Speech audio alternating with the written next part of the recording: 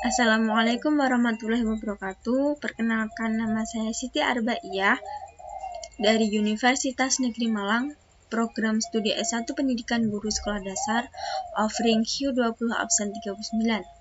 Pada video kali ini saya akan memaparkan sedikit informasi mengenai penegakan hukum yang berkeadilan di Indonesia. Video kali ini saya buat untuk memenuhi tugas UAS mata kuliah Pendidikan Kewarganegaraan. Hukum yang berkeadilan. Apa itu hukum yang berkeadilan? Hukum yang berkeadilan adalah hukum yang memperlakukan semua hak dan kewajiban warga negara secara sama atau adanya persamaan di hadapan hukum, tidak membeda-bedakan namun tetap ada perspektif atau cara pandang dari masing-masing pihak. Kemudian, pada hukum yang berkeadilan kali ini, akan saya kaitkan tentang salah satu kasus yang terjadi pada tahun 2019 lalu dan selesai pada Januari 2020. Kasus ini merupakan kasus pelajar yang membunuh begal karena membela dirinya. Kronologi kejadian perkara diawali pada tanggal 8 September 2019. Kita sebut saja ZA, yang merupakan seorang pelajar berusia 17 tahun yang berkendara dengan kasihnya di areal kebun tebu Desa Gondanglegi, Kabupaten Malang, dan didatangi oleh 4 orang pria yang diduga begal. Para begal tersebut berusaha merampas harta yang dibawa keduanya. ZA menyerahkan motor dan dompetnya, juga 2 HP miliknya dan kekasihnya. Tapi begal tidak merasa cukup dan dia ingin melecehkan sang kekasih. Tidak terima, ZA mengambil pisau di jok yang diketahui merupakan pisau yang digunakan dia dalam membuat tugas prakarya di sekolah. Kemudian terjadi suatu perkelahian dan akhirnya ZA menusuk salah satu begal di bagian dada. Pada keesokan harinya, hari Senin, tanggal 9 September 2019, Misnan, 35 tahun, atau di sini begal yang terbunuh dan dinyatakan sebagai korban, ditemukan meninggal. Akhirnya polisi menyelidiki dan menemukan kronologi pembunuhan. Pada tanggal 14 Januari 2020, ZA ditetapkan sebagai tersangka dan polisi menangkap ZA. Perlu kita ketahui, ada 4 pilar dalam penegakan hukum di Indonesia. Ada hakim, jaksa, polisi, dan advokat. Hakim berperan sebagai menegakkan hukum untuk memimpin administrasi peradilan secara independen dan imparsial. Jaksa sebagai penuntut umum dan pelaksana perundangan pengadilan yang telah memperoleh kekuatan hukum serta wewenang lain berdasarkan undang-undang. Polisi sebagai pemelihara keamanan dan ketertiban masyarakat, memberi perlindungan dan pelayanan kepada masyarakat. Advokat sebagai orang profesi yang memberikan jasa dan pendidikan hukum terhadap masyarakat yang meminta bantuan tentang proses penyelesaian masalah hukum yang dihadapi, termasuk masyarakat yang tidak mampu. Pasal yang dituntutkan kepada ZA. Ada pasal 338 KUHP, 340 KUHP, dan 351 KUHP. Pasal 338 tentang merampas nyawa orang lain. Kemudian pasal 340 mengenai pembunuhan berencana, dan 351 tentang pembunuhan juga penganiayaan. Karena ZA masih berusia 17 tahun, dia diadili dan menurut sistem peradilan anak. Sistem peradilan anak diatur dalam Undang-Undang Nomor 11 Tahun 2012 tentang Sistem Peradilan Pidana Anak.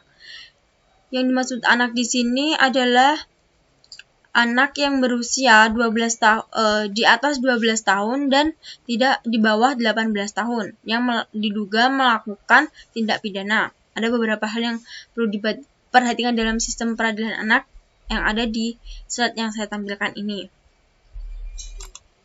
Kemudian, ada beberapa hal yang dibenarkan dalam membunuh untuk melindungi diri, yaitu tindakan dilakukan karena benar-benar terpaksa untuk mempertahankan diri.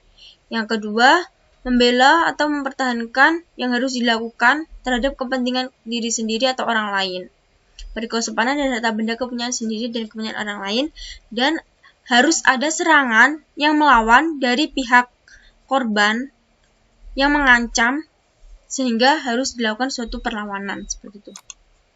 Lalu penanganan kasus dan penegakan hukum menurut perspektif pribadi saya dalam kronologi. Yang pertama, kronologi kejadian.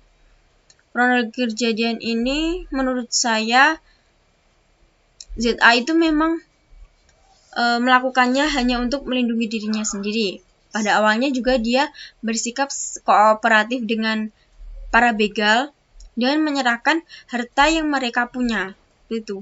Tapi seolah tidak puas, si begal ini masih ingin meraup keuntungan dengan melecehkan dari kekasihnya itu. Padahal bisa kita lihat bahwa mereka di sini merupakan pelajar SMA yang masih SMA dan di bawah umur, sedangkan para begal itu merupakan 4 orang pria dewasa.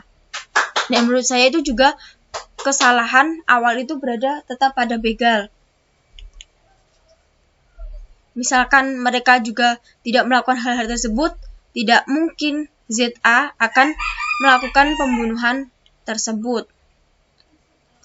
Lalu yang kedua ada proses penyidikan dan penangkapan. Menurut saya prosedur dari awal itu sudah baik, sudah sesuai, dan polisi menyidiki hingga akhir dan mengetahui dengan betul duduk perkara. Meski di sini menurut saya penegakan hukum itu juga sudah sangat adil, karena meskipun mereka ZA itu melakukannya untuk melindungi diri, tapi polisi tetap memprosesnya tersebut sebagai terhadap bukti-bukti yang ada, dan tetap mengajukan memproses kasus tersebut dan menyerahkannya ke pihak yang berwajib seperti itu. Jadi polisi hanya bersifat untuk menyelidiki dan melakukan pengamanan seperti itu. Jadi tidak melakukan tindakan pemutusan tersendiri. Yang ketiga, tuntutan atas kejadian. Menurut saya tidak terlalu sesuai pasal-pasal yang dituntutkan, karena itu tadi hal itu tidak disengaja atau bukan tindakan yang direncanakan. Yang saya sayangkan itu pada pasal 340 KUHP tentang pembunuhan berencana. Menurut saya itu tindakan kurang tepat, karena apa? Ya, meskipun dia memang melakukan hal tersebut pada titik vital dari korban, tapi tetap saja hal itu dilakukan juga untuk melindungi diri, tidak direncanakan dari jauh-jauh hari. Dalam keadaan terpepet, dia dihadapkan dengan 4 pria dewasa, sedangkan dia harus melindungi diri sendiri dan juga kekasihnya tadi, seperti itu. Dan dari hal tersebut juga disayangkan bahwa teman-teman dari korban itu lari. Kenapa tidak menolong korban dan membawanya ke rumah sakit terlebih dahulu? Lalu nomor keempat, proses pendampingan. Dalam hal ini menurut saya sudah difasilitasi oleh pemerintah juga. ZA didampingi oleh 5 pengacara pada saat persidangan. Jadi memang sudah baik sekali menurut saya. Lalu kemudian kelima, putusan akhir.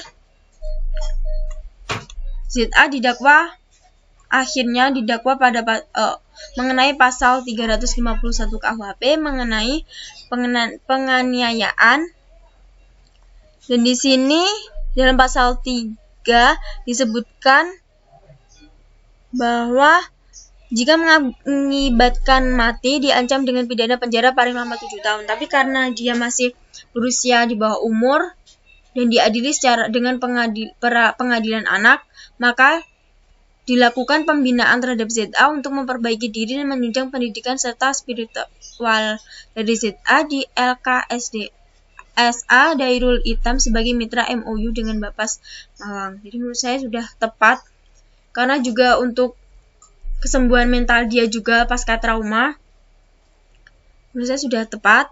Lalu memang tindakannya tidak bisa dibenarkan tapi masih bisa dimaafkan. Pada akhirnya memang tindakan pembunuhan itu sangat-sangat tidak dibenarkan, seperti itu. Lalu hal yang perlu diperhatikan di sini menurut saya hal lain, yaitu hukuman untuk para pelaku begal yang masih hidup.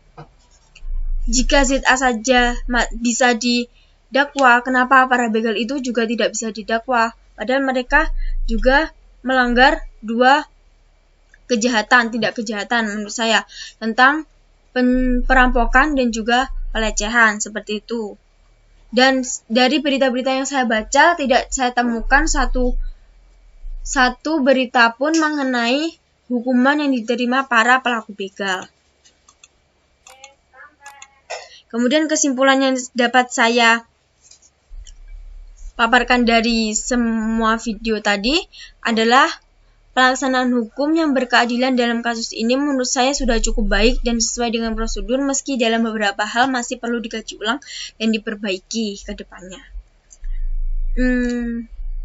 Dari video tadi merupakan pendapat pribadi saya yang awam terhadap hukum dan hanya mendapatkan informasi dari media yang saya baca, seperti itu. Jika ada salah kata, saya mohon maaf. Terima kasih menonton video saya hingga akhir. Wassalamualaikum warahmatullahi wabarakatuh.